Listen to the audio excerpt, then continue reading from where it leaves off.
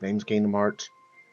I found VR MMO Church through the fellowship system in Final Fantasy XIV, and last couple of years I've been hungering more and more for scriptural knowledge and decided to join.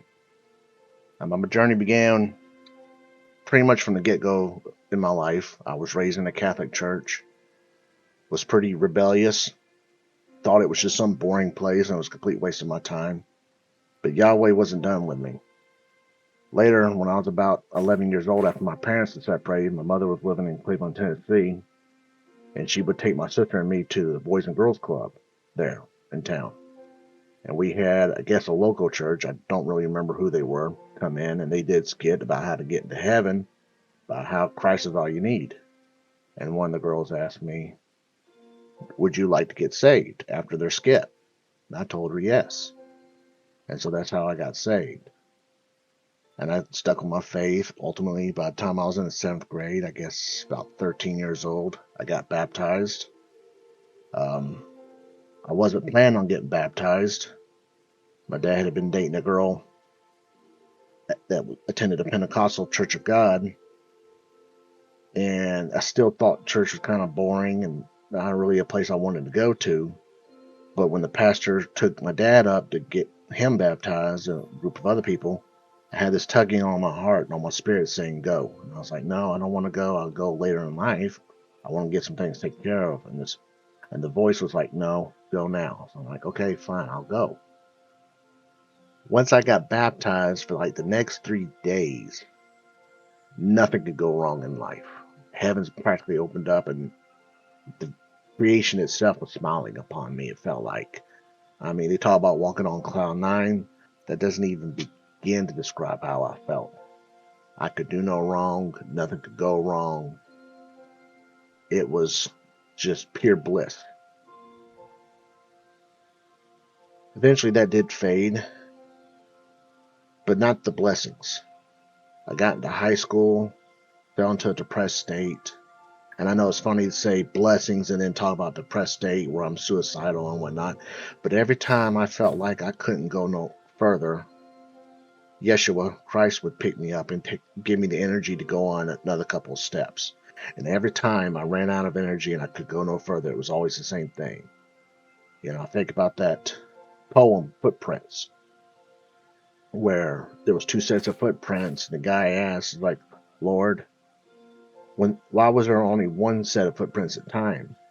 And Christ responds, when there was one set of footprints, that's when I carried you. And that's how my life as a teenager in high school pretty much went. Up until the 11th grade, where through the power of Christ and through the power of his name of rebuking demons, I managed to rebuke that demon of depression and come out of it. And ever since then, I've had a sense of contentment. A lot of people think I'm still depressed or suicidal, but that's far from the case. I may not be happy with life, but I'm content. I'm here to fulfill a purpose, yes. And once that purpose is fulfilled, I am anxious to go back home, and I'm looking forward to going back home. But if that means staying here until I'm in my 70s and 80s, well, Christ gave his life for me. What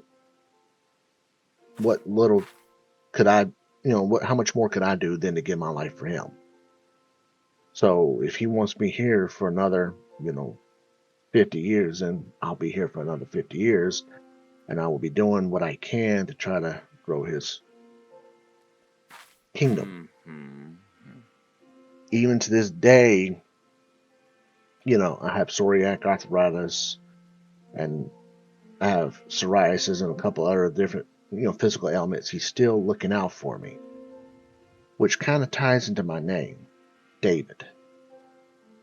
Most people, when they tell me that David means beloved, but I don't technically agree with that. The first time somebody told me the meaning of my name, they said it meant favored by God.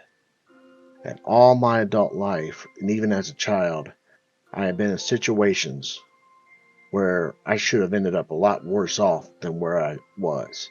And Yahweh has always shown me favor. He's always looked out for me. He's always had my back. And he's always shown me favor.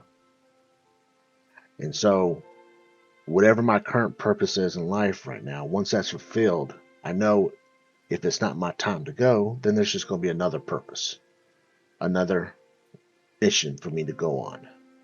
And I will continue to accept that mission until he says, okay, I'm ready for you. Time for you to come home. And that's pretty much the summary of what he has done for me.